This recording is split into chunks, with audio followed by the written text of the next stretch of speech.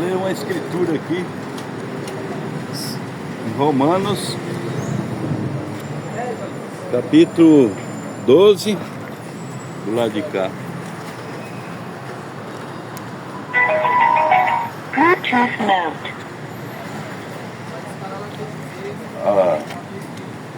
Romanos 12, verso 9 e 10. O amor seja não fingido, aborrecei o mal e apegai-vos ao bem.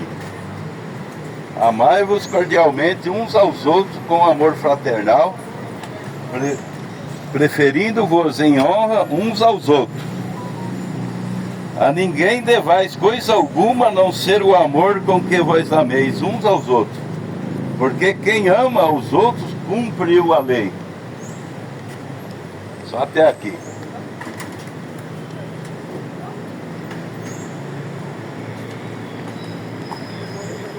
Nós sabemos que o maior amor, quem nos amou verdadeiramente foi o Senhor Jesus Cristo.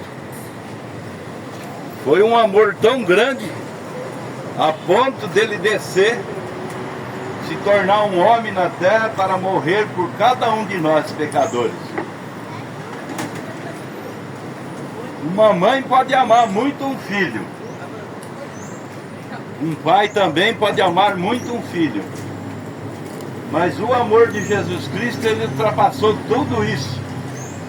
É um amor muito maior, a ponto dele descer na terra e dar a sua vida por cada um de nós pecadores. E o que ele exige de nós em troca disso que ele fez por nós? Simplesmente a obediência à sua palavra. Ele deixou tudo escrito para nós seguir os seus ensinamentos. Então não é muita exigência de Deus para conosco. A parte mais difícil quem fez foi Ele. Foi de entregar a sua vida na cruz do Calvário para morrer por cada um de nós pecadores. Agora a única coisa que Ele quer de nós é que nós se arrependamos do nosso pecado e servimos a Ele, que é o único que é digno de ser adorado, servido por nós. Mas às vezes nós servimos aos homens, os nossos familiares, nossos amigos. Temos tempo para tudo, menos para Deus. O Deus que deve ser o primeiro lugar, nós deixamos por último. Fazemos a nossa parte com nossos amigos, nossos conhecidos, nossos colegas, e deixamos Deus por último, quando Ele deve ser o primeiro. E nós precisamos de Deus para tudo. Sem Ele nós não vencemos nada. Precisamos dEle para todas as coisas. Se precisamos de uma cura, é Jesus quem cura. Tem que procurar Ele. Se queremos uma prosperidade, alguma coisa, tem que procurar Ele. É Ele quem dá. Se precisamos de qualquer outra coisa, um trabalho, uma porta aberta, nós temos que procurar Ele, que Ele que é a solução para todas as coisas. Os discípulos, quando estavam no barco, que o barco estava afundando, eles estavam em apuro. Quem é que socorreu ele? O Senhor Jesus, que estava dormindo no barco. Quando só foi clamar, ele já estava pronto para o socorro. Então é isso que Deus quer de nós. Tudo que Ele disse nas Escrituras, tudo que pedir por fé, eu farei. Deus prometeu que tudo que nós pedimos para Ele, crendo, Ele faz por nós. Então eu não sei qual é a sua necessidade, a sua dificuldade, se é uma cura, se é uma solução de uma causa que está parecendo que está difícil para ser resolvida. Diante de Deus não tem nada difícil. Moisés, quando chegou diante do Mar Vermelho, parecia que a coisa estava difícil. Mas bastou tocar a varinha no mar, o mar se abriu. Por quê? Porque ele buscou aquele que pode fazer todas as coisas. Quando nós buscamos esse que pode resolver todos os nossos problemas, as coisas se tornam fáceis para nós. Aquilo que parecia que não tinha solução é resolvido. As coisas são solucionadas rapidamente, porque você o buscou, aquele que pode resolver os problemas.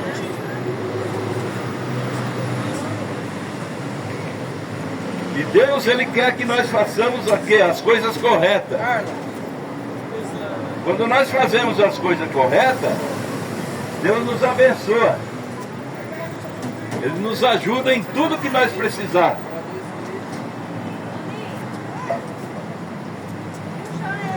O nosso assunto, ele deve ser o assunto de Deus.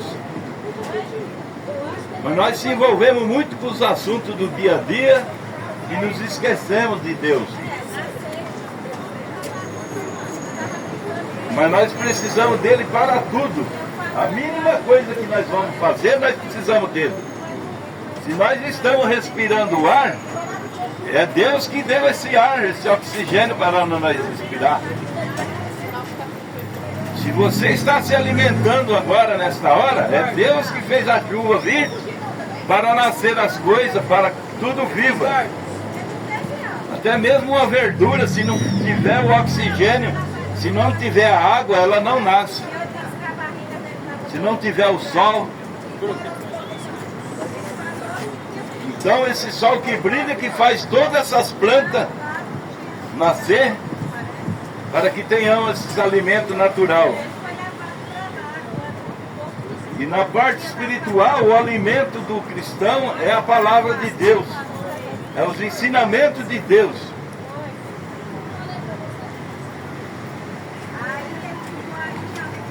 Então a gente está aqui nessa manhã para falar dessa palavra. E nós sabemos que muitos acham que conhecem já a Bíblia, fala, não preciso mais ouvir o Evangelho. Eu já conheço a Bíblia, já conheço a igreja. Mas o problema é que Deus, ele veio revelando a sua palavra de era em era. Ele deu uma porção na era de Lutero. Depois Deus levantou João L. com mais uma porção da palavra. E é coisas que estão na Bíblia, só que enquanto não chega aquela era, Deus não deixa o povo ver aquilo. Aquilo é revelado naquela era, não é em outra era. Elias não abriu o Mar Vermelho, quem abriu foi Moisés. Aquilo era para o tempo de Moisés, não era para o tempo de Elias. A justificação pela fé, quem pregou foi Lutero. Isso daí não era pregado antes. Quando veio João L, ele pregou a santificação. Lutero não poderia pregar isso, ele pregou justificação pela fé. Depois Deus enviou os pentecostais, com a restauração dos dons. Isso daí não era lá para o Lutero, era para os pentecostais. Só que agora, nesta era, agora, a Bíblia promete que Deus enviaria o profeta Elias para restaurar todas as coisas. Em Malaquias 4, e fala, antes que venha o grande e terrível dia do Senhor, eu vos envio o profeta Elias e ele restaurará todas as coisas. Então cada cumprimento das escrituras é para aquele tempo. E esse tempo que seria isso era antes do grande e terrível dia do Senhor. E quando que é esse grande e terrível dia do Senhor? É a vinda dele para buscar sua igreja. Só que para ele buscar essa igreja, ele precisou o quê? Restaurar as doutrinas que foram pervertidas. Por isso que esse profeta viria e restauraria todas as coisas. Apocalipse 10:7 fala assim, no dia da voz do sétimo anjo, quando tocar a sua trombeta, cumprirá os segredos de Deus, como anunciou aos seus servos profetas. Aí você fala, que segredo é esse? Esse segredo Deus falou para João. João viu aquilo na visão, mas Deus disse para ele: sela o que os 7 trovões falaram, não escreva. No dia da voz do 7º anjo, quando tocar a sua trombeta, cumprirá o segredo de Deus, como anunciou seus servos profetas. Então esse segredo que estava guardado, Deus veio através desse 7º mensageiro, o profeta desta era, e revelou todos esses segredos. E nesse segredo ele mostra tudo o que tinha que acontecer com a igreja, o que aconteceu, o significado ali de Apocalipse, que os teólogos fazem uma confusão danada com aquilo. Cada um interpreta de um jeito que não combina com as escrituras. Mas um profeta de Deus, ele não. Um profeta de Deus, ele faz aquilo que Deus mostra para ele. Por isso ele não erra. Porque um profeta de Deus, ele trabalha com aquilo que Deus mostra para ele, que ele vê. Quando Jesus chegou diante daquela mulher, ele falou para ela: mulher, vai e busca seu marido. Ela falou: eu não tenho marido. Se essa é verdade, o que tem é tanto e não é seu marido. Por quê? Porque ele viu na visão. Zaqueu, desce daí, hoje convém pousar na sua casa. Como é que ele sabia que ele chamava Zaqueu? Porque ele viu na visão. E o próprio Senhor Jesus Cristo falou: o Filho do Homem não faz nada, a não ser que o Pai o mostre primeiro. Quer dizer, dá uma visão para ele. Ele passava diante de 10 doentes assim, ele ia nenhum. Ele ia naquele que ele via na visão, que era para orar por aquele, que era para curar aquele.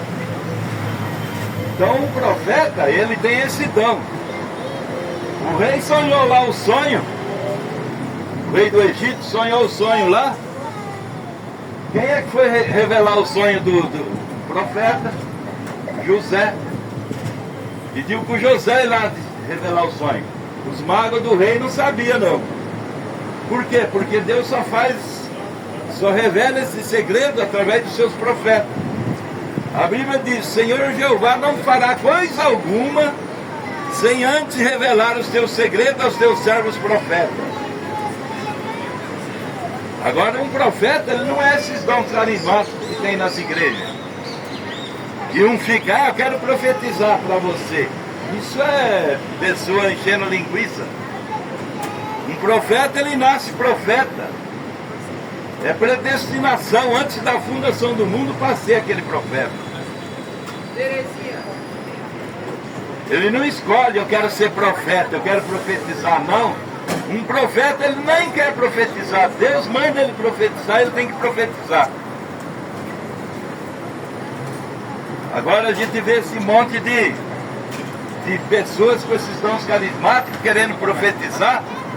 A Bíblia fala: quando vier o que é perfeito, o que é em parte será aniquilado. Esses dons Deus usava quando não tinha um profeta na terra. Quando ele tem um profeta na terra, ele usa o profeta, não é os dons não. O rei Acabe tinha 450 profetas. E Deus só tinha Elias na terra. Aqueles 450 profetizaram mentira. É o que nós estamos vendo hoje no sistema religioso. Ele é o novo, velho? Os dois. Ah, só o novo que vai. O que nós vemos muita gente hoje querendo profetizar, tudo mentira. Enrolação para ganhar dinheiro. Agora um profeta, ele não enrola não. Não chega fazendo espetáculo também. Pediram para Jesus fazer espetáculo, ele não fez. E custava a vida dele. E ele não se defendeu fazendo espetáculo para poupar a sua vida, não. Então nós estamos vivendo numa era de engano. Sempre quando Deus envia o verdadeiro na frente, logo vem o falso atrás imitando. Deus mandou Moisés jogar a vara no chão e virou uma serpente. O que os magos do faraó fez? Jogou a vara também, virou uma serpente também. Mas o que aconteceu? A vara de Moisés foi e engoliu. A serpente que Moisés criou engoliu a deles. Por quê? Ela era verdadeira. As outras não podem engolir a dele. Então essas profecias que a gente vê nesse sistema religioso, pode dizer que não tem verdadeira, pode ser que diante de 1000 tem uma, duas. O resto é tudo fabricação. Agora um profeta trabalha diferente. O profeta de Deus que Deus enviou nesta era, ele trabalhava assim, ó. Ele falava, você, irmã. Ele não conhecia a pessoa, ele falava, você não é desse país, você é de tal país assim assado. É verdade? Eu falo, é verdade. E eu não conheço a senhora, nem a senhora me conhece. Eu falo, é verdade. Mas ele te conhece. Você crê que ele te conhece? Creio. Então agora não sou eu, ele falava, agora é ele. Você chama fulana de tal, mora na rua tal, número tal. É verdade? Eu falava, é verdade. Como é que ele sabe que eu moro em outro país, rua tal, número tal? Porque Deus mostrava na visão para ele. Esse é um profeta de Deus, é assim que ele trabalha. Agora esse profeta, ele trouxe uma mensagem. Trouxe uma mensagem revelada para nós, elas estão gravadas em literaturas. Então nós não precisamos sair profetizando. Porque o que precisava ser profetizado, esse profeta profetizou. Deus mostrou as visões do que vão acontecer nessa era. Já tem acontecido todas as visões dele, só falta uma para terminar. E essa última que falta é os tubarões nadar em Los Angeles. O resto, todas as visões dele já cumpriu. Uma delas é carro voador, carro em forma de ovo. Papa americano. O Papa americano, depois do Papa americano seria o fim da coisa. O Papa já foi elegido. É mais um cumprimento das profecias desse profeta. Então, tudo que ele profetizou nunca falhou uma vez. Qual é o homem que pode profetizar que um caminhão vai esbagaçar uma criança e ele vai orar por aquela criança e ela vai ressuscitar? Ele mandou cada irmão escrever essa profecia nessa página branca da Bíblia, que tem no meio do Velho com o Novo Testamento. Os irmãos escreveram. Aí quando foi um certo dia, ele olhou assim um volume de pessoas na estrada. O Espírito Santo falou com ele, agora que vai suceder esse cumprimento dessa profecia. Ele falou, irmão, olha, abre sua Bíblia na página branca. Ele abriu, falou, leia a profecia. Aí ele pegou, abriu, leu.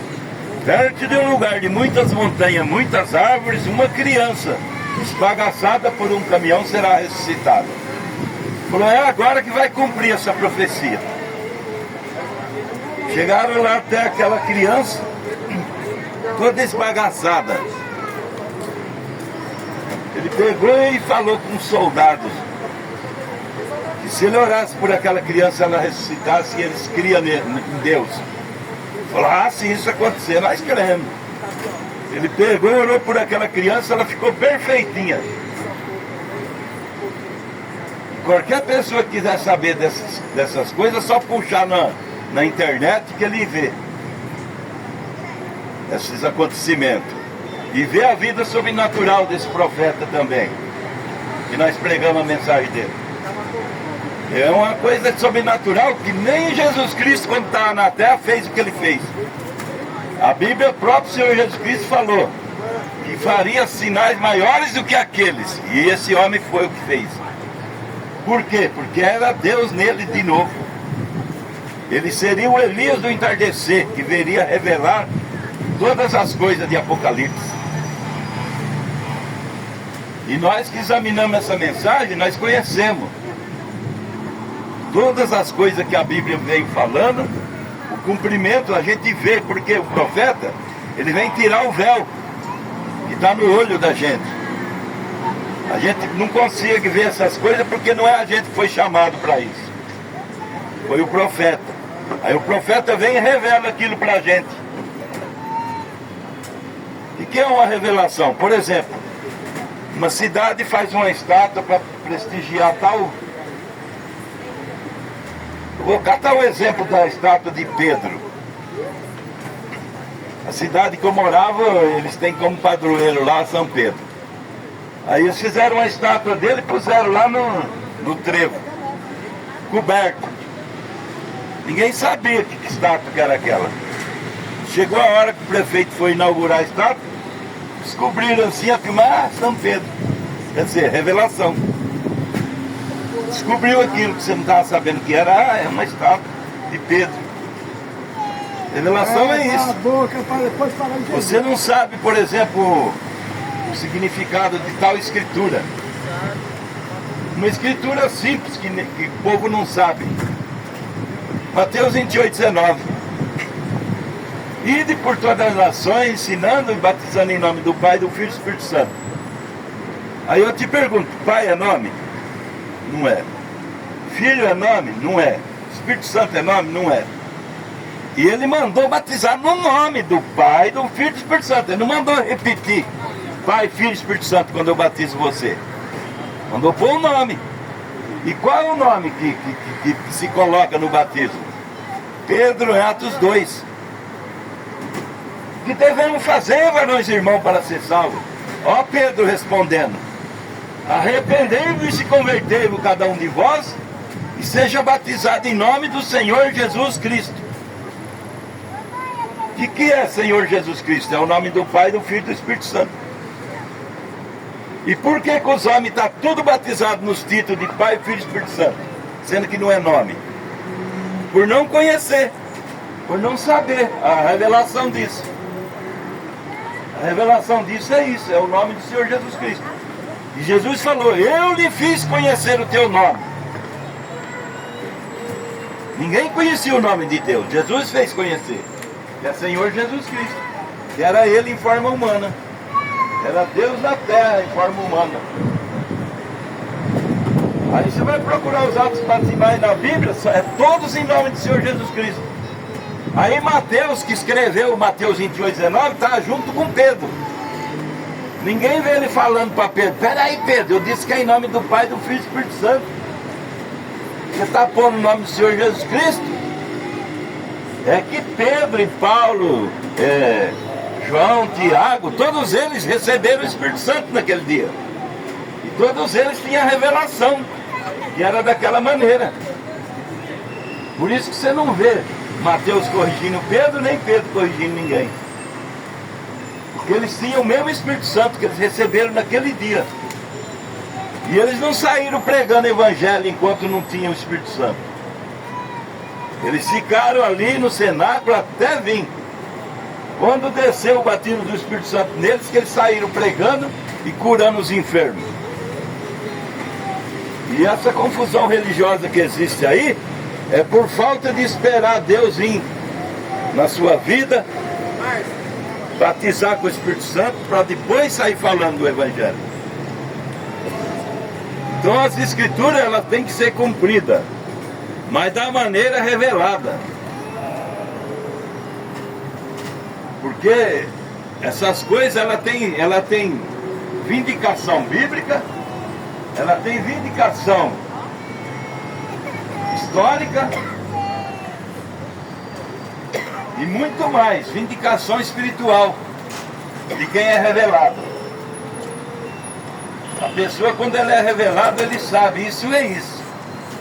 Agora, quando ele fica, eu acho que é assim, eu acho que deve ser assado, essa pessoa não tem a revelação daquilo que ela está crendo. Ela ainda está perdida nos seus pensamentos. O que ela precisa é o quê? Examinar as Escrituras e pedir revelação para quem pode dar. Não entrar numa escola de teologia e achar que vai aprender sobre Deus. Você vai aprender o que está na cabeça daquele outro homem. Se você aprender com Deus, você tem que aprender por revelação. E revelação, ela vem diretamente de Deus. Como Pedro. Que diz ser o filho do homem? Um diz que é isso, outro diz que é aquilo, outro diz que é outra coisa. E você? Tu és o Cristo, filho do Deus vivo. Está vendo a diferença? Bem-aventurado, Simão Pedro. Quem te revelou isso não foi carne nem sangue. Quer dizer, você não aprendeu isso na escola. Isso veio direto de Deus para você. Por isso você está sabendo quem sou eu. E hoje em dia, tantos pregadores, tantos pastores não sabem nem quem é Deus ainda. Não sabe nem quem é Deus e está pregando sobre Deus. Isso não é não, isso é o Fala que Deus é um, que Jesus é outro, que o Espírito Santo é outro, sendo que é o mesmo. Desde agora que eu sou Deus, mas nenhum Deus comigo, cadê os outros? Há um só Deus, uma só fé e um só batismo. Mas cadê os outros Deus?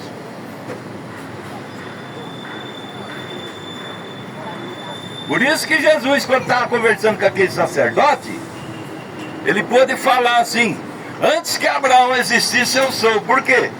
O que ele era? Porque ele era o Espírito Santo.